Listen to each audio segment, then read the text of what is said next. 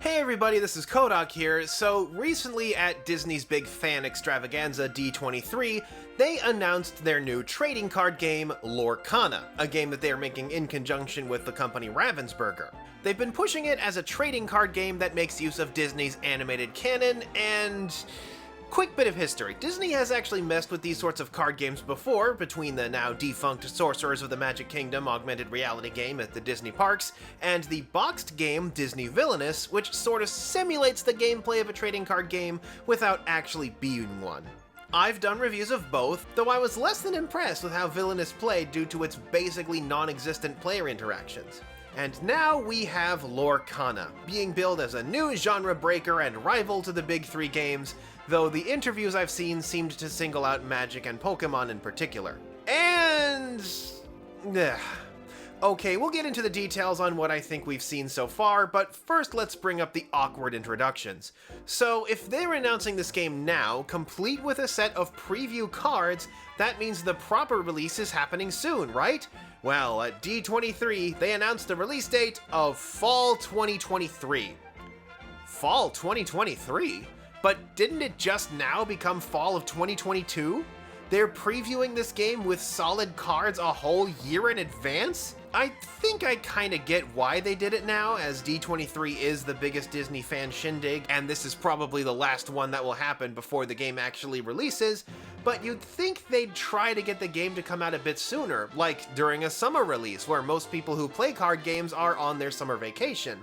But I honestly think there's something else at play here.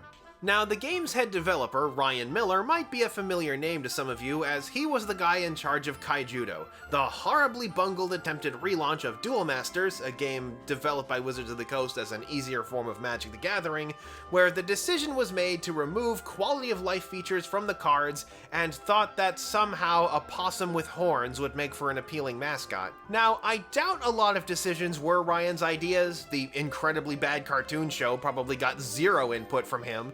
But when I look at the articles that claim Ryan and his team quote-unquote know how to make a successful card game, I have to look at the track record that suggests otherwise. Hello again, 2-year curse. So let's take a look at the cards that they've presented already. So far, we've seen 7 cards across 6 colors: red, blue, yellow, green, purple, and gray. Wait a minute, these are the same colors they use in Kaijudo. Oh no, this game is just Kaijudo with Disney characters, isn't it? Oh boy, I think it is! It has the same sort of cost symbol, the same sort of layout, the same shtick of giving a card's effects little names. It is! Ryan's making Kaijudo again! Only he's using Disney characters and Magic the Gathering attack and defense stat blocks. Oh boy. Okay, so here's the big central problem. We already had Kaijudo. We don't need another Duel Masters, another Argent Saga, another Dragonborn, another Force of Will, another Magic the Gathering. I've pointed this out before, the big three games all play drastically differently. All of them have their own pace, their own resource management, their own central experience. If you want to shake up the market, you have to provide something tangibly different from all of those. And I think all of the angles of Magic-alikes have kind of been tapped out already. From changing up the resource system, or the life system, or the battle system, they still tend to use Magic's core gimmick, and I've gotten tired of seeing them. Please, game designers, I beg of you, drink from another well! However, all of this talk about gameplay is impossible to take seriously considering the game's initial offering, a set of 6 cards produced in ludicrously limited quantities, sold for $50.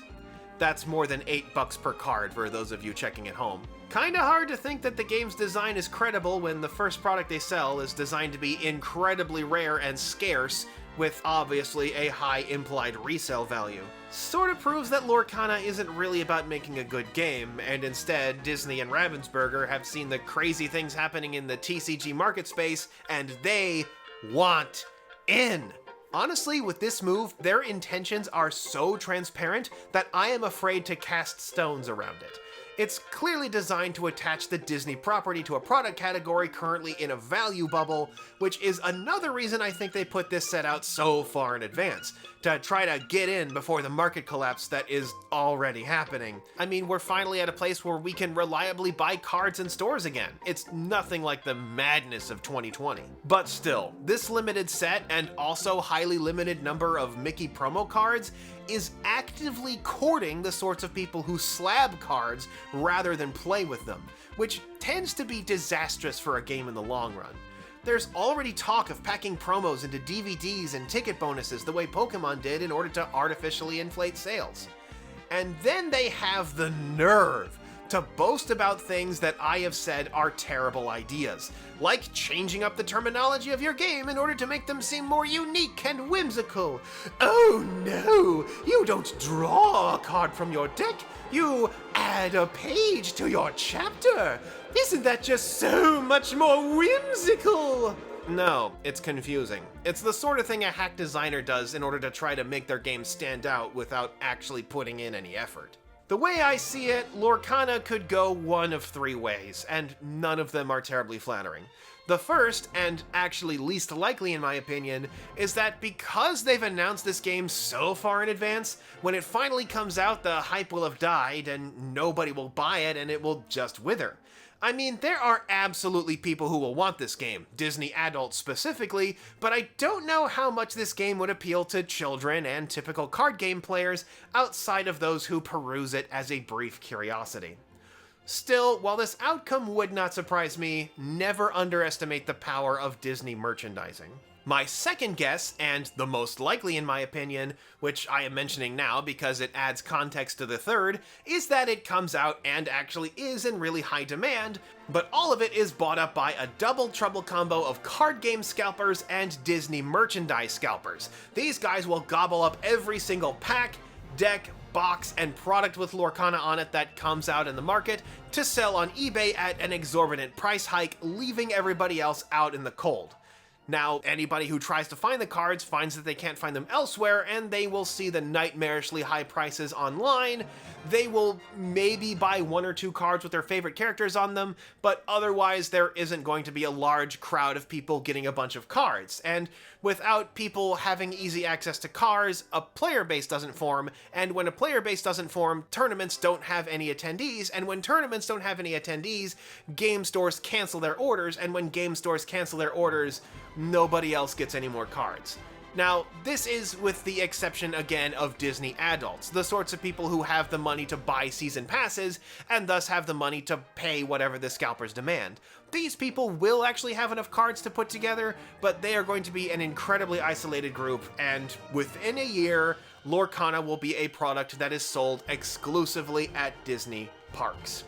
My final prediction is, in order to avoid outcome number 2, Lorcana's first set will be printed into the freaking ground.